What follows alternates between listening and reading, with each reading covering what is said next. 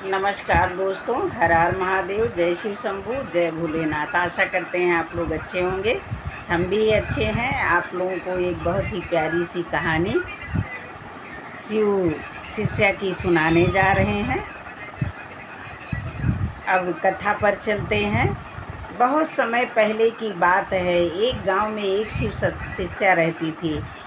उसकी बचपन से भक्ति भोलेनाथ में थी। जहाँ भी शिव चर्चा होती वह लड़की जरूर जाती थी। लेकिन कुछ समय व्यतीत हुआ, उसके बाद उसकी शादी हो गई। उसकी शादी जिस घर में हुई वहाँ न कोई पूजा करता था, न कोई पाठ करता था।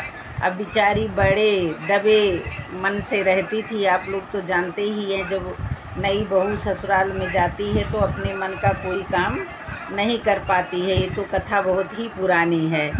उसने बड़ी हिम्मत जुटा करके अपनी सासू माँ से कहा कि सासू माँ, मैं भोलेनाथ की पूजा करती हूँ, उनको जल चढ़ाना चाहती हूँ। सासू माँ नाराज़ हो गई, बोलेंगी तुम्हें जो काम करना है पहले उसको करो, फिर पूजा पाठ करना। बहू चुप हो गई। अब ऐसे थोड़ा समय बीता, सावन का महीना आ गया। जब सावन का महीना आया तो उसका बहुत मन था कि मैं शिव मंदिर में जा कर के भोलेनाथ को जल अर्पित करूं और बाबा की पूजा पाठ मैं सावन में बहुत अच्छे मन से करूं। लेकिन उसने अपने सास से जब पूछा तो सास ने मना कर दिया। इसके बाद देखिए, प्राचीन कथा है, पुरानी कथा है। लोग कुएं पर पानी भरने जाते थे। बहू जब पानी भरने कुएं पर गई तो क्या देखती है, बहुत सारी लड़कियां भोले बाबा की पूजा अर्चना करने जा रही थीं। उसी दिन सोमवार का, सावन का सोमवार शुरू हुआ था। ये भी बड़े मन से उन लड़कियों को देखने लगी कि मैं उसका भी मन था कि मैं भी पूजा अर्चना भोलेनाथ का करने जाऊं। तो उसमें से एक लड़की ने जब उसको उदास देखा, उधर से गुजर रही थी, तो पूछी कि भाभी आप ये बताओ, आप क्यों इतना दुखी हो, क्या बात है। वह बोली कि मेरा भी मन कर रहा है कि मैं भोलेनाथ को जल चढ़ाने जाऊं, उनकी पूजा करूं, लेकिन मेरी सासू माँ आज्ञा नहीं दी हैं। तो लड़कियां बोली कि ठीक है भाभी, कोई बात नहीं, हम लोगों के पास सामग्री है, आप चलिए भोलेनाथ को इसी सामग्री से पूजा अर्चना आप भी कर लीजिएगा। बहू बड़ा मन में प्रसन्न हुई, वह लड़कियों के साथ चली गई। जल्दी से पूजा अर्चना उन्हीं लोगों की सामग्री से करी और जल्दी से वापस आई, कुएं पर पानी भरी और घर चली गई। ऐसे डेली का उसका नियम हो गया। डेली कुएं पर पानी भरने जाती और वहीं लड़कियों की सामग्री से भोले बाबा की पूजा पाठ कर लिया करती थी। जब अंतिम सावन का दिन आया तो उस दिन भी पानी भरने गई और भोलेनाथ के मंदिर में गई तो इसके पास तो कुछ था नहीं, ये तो दूसरे की सामग्री से पूजा करती थी। अब ये मन में सोचने लगी कि मैं क्या करूं। अब जो है तो उसके नाक में एक नथ थी, उसी नथ को इसने उतारा और भोलेनाथ को अर्पित कर दिया और वहाँ से घर चली आई। कुछ देर तक तो सासू माँ की नज़र नाक पर नहीं गई, लेकिन थोड़ी देर जब उनकी नज़र नाक पर गई तो पूछने लगी कि तेरा कहाँ गई नथ।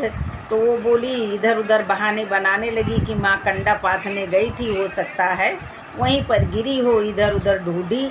अब सासू माँ गई कंडे के पास, एक कंडा उन्होंने फोड़ा तो उसमें से एक नथ निकली। जब दूसरा कंडा फोड़ी तो उसमें से एक नथ, ऐसे ऐसे सारे कंडों में से एक एक नथ निकलने लगी। अब सासू माँ आश्चर्यचकित हो गई, अपनी बहू को बुलाई, अपनी बहू से बोली कि देख ये कैसा चमत्कार है, तेरी तो एक ही नथ थी लेकिन इन सारे कंडों में से नथ निकल रही है, क्या बात है, तू मुझे सच सच बता दे, मैं जानना चाहती हूँ। बहू सासू माँ से बोली कि सासू माँ बता तो दें, लेकिन आप नाराज़ तो नहीं होंगी। बोली कि नहीं, मैं नाराज़ नहीं होंगी अगर तुम सच बात बता दोगी। बहू बोली कि माँ, सावन का महीना चल रहा था, मेरा बहुत मन था जल चढ़ाने के लिए। मैं डेली दूसरे की सामग्री से जा कर के जल चढ़ाती थी और पानी भर के ले कर के घर चली आती थी। पूरा सावन मैंने ऐसे ही किया। आज अंतिम सावन का दिन था तो मेरे पास कुछ था नहीं, इसलिए मैं वही अपनी नाक की नथ भोलेनाथ को अर्पित कर दी थी। और जब आप देखी तो नाराज़ होने लगी। तो मैंने झूठ बोल दिया कि हो सकता कंडा पाथने गई थी वहीं गिर गई हो। ये माता जी भोलेनाथ का सासू माँ चमत्कार है और कुछ नहीं। वही मेरे ऊपर इतनी कृपा दृष्टि बरसाए हैं। सासू माँ बहुत प्रसन्न हो गई, बहू को गले से लगा ली, बोली कि तू तो मेरे घर की लक्ष्मी है, तेरे आने से मेरा घर सुखी हो गया। आज से मैं तुझे पूजा पाठ के लिए कभी मना नहीं करूँगी। अब की जब सावन आएगा तो मैं भी तेरे साथ भोलेनाथ के मंदिर में जा कर के पूजा अर्चना करूँगी और सोमवार का व्रत भी रखूँगी। बहू बड़ा प्रसन्न हो गई। देखिए भोलेनाथ हमारे बहुत ही भोले हैं। अगर हम लोग जो है उनके प्रति अपना भाव अच्छा रखते हैं तो बाबा की दया हम पर हमेशा बनी रहती है। इसलिए देखिए जो है, जो सच्चे मन से पूजा की जाती है वह सफल भी होती है। उसी तरह से ये बहू की कथा थी। जब अगर आपके मन में चाह है तो राह कहीं ना कहीं से ज़रूर मिल जाएगी और भोलेनाथ अपने भक्त पर कृपा ज़रूर करते हैं। ऐसे ही कृपा दृष्टि आप सभी लोगों पर भोलेनाथ बनाए रखें। बोलिए भोलेनाथ की जय, पार्वती मैया की जय।